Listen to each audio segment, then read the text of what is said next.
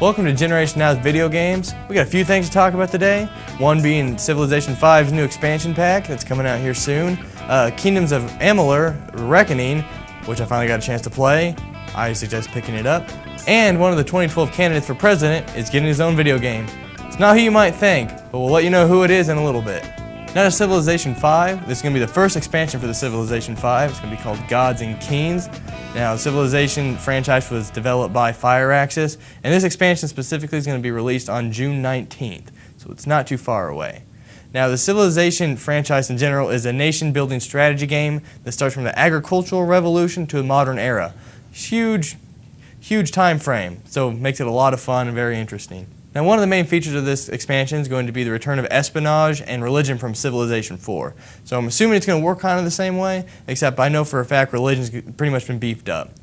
Because in Civilization 4 there was like 7 religions to pick from. It can play a factor into the game if you let it, you know. Religious wars are always fun sometimes. But now there are like 11 religions to pick from, and you can actually name them now if you want to. Yeah. And like I said, espionage has been re-implemented into the game, so now you can conduct warfare on your allies and enemies, you know, espionage missions, all that good stuff. Civ 4, I mean, it was in there, but it wasn't that great. I hardly ever used it, but hopefully they really beef it up, because it looks like religion's going to be beefed up, and I can't wait to start some stuff over different beliefs. But yeah, they're also improving the diplomacy and combat features as well. Don't know exactly how they're going to improve it. It seems like every game said they're going to improve it, and you really don't know how. But they said they are, so yeah. There's also 3 new scenarios will be added.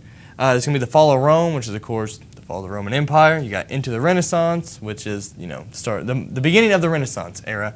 And then you got and Empire of the Smoky Skies, which from what I've read is like an industrial era, Victorian age, with a lot of steampunk art and steampunk theme, yeah. And the last thing to mention is the new leaders and nations to play. I'm actually going to read these off because there's a few.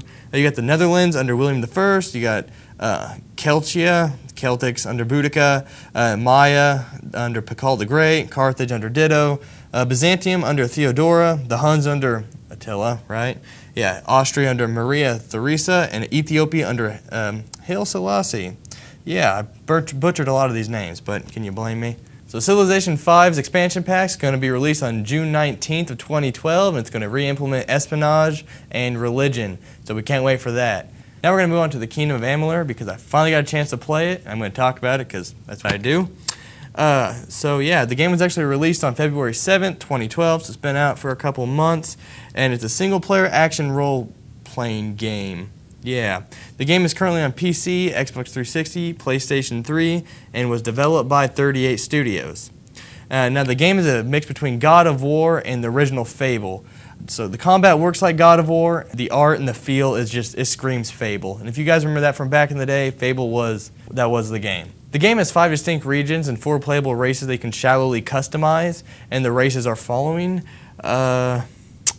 You got the Almain, who are the civilized humans. You have the Varani, who are the nomadic Viking-esque humans. And then you have the 2 elf races that I cannot pronounce their names whatsoever, but they're pretty much dark and light elves. So pretty much all you need to know. Now the protagonist, you, is the Fateless one. Going to ruin the beginning of the game for you. Not really ruin it because it happens before you even start the game. But you die in battle and you're brought back to life and you are now outside of Fate's Weave. Now Fate guides the entire universe of this game. No one is outside of Fate's Weave except for you, is that you know of. After you die, you pretty much get out of Fate's Weave and now you're the master of your own destiny. And since you can change the fate of things now, because you got that power because you're awesome, the war, you have to change the outcome of the war. Because so far, Fate sees it as the Tuatha, which are the bad guys, that are going to win and kill everybody off, and that's a terrible thing. Now, the baddies of the game are an immortal race of elves called the Winter Fae, which are part of the Winter Court, and they pretty much want to kill all the younger races to bring their own salvation, through your murder, and to appease their gods. So it's up to you, the Fateless one, to change the tide of the war, because without you, you guys are screwed. So, I rate the game 8.5 out of 10. It's pretty awesome, and I suggest you check it out. And finally, earlier we told you one of the candidates in the presidential election for 2012 is getting his own video game.